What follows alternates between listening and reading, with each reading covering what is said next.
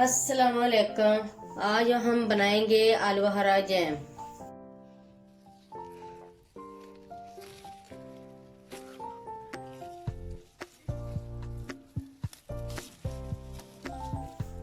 ये हमने आलू हरा अपने गार्डन से तोड़कर जो लाया है, इसमें से हम आधा किलो ले लेंगे और इसकी गुठलियां निकाल लेंगे। ये हमने आधा किलो आलू हरा लेकर इसकी गुठलियां निकाल ली हैं। अब हम जैम बनाना शुरू करते हैं। ये आधा किलो आलू हरा हम देगचे में ऐड करेंगे और 250 ग्राम चीनी, 1 टीस्पून इलायची पाउडर, सब्ज इलायची,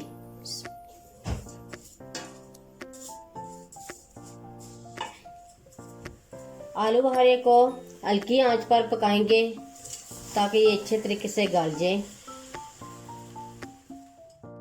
इसमें पानी बिल्कुल नहीं डालना, ये अपने पानी में आलू बुखारा गल जाएगा। ये जैम हमारा रेडी हो गया है। ये हम छिलके जो आलू बुखारे के ये हम अलग कर लेंगे।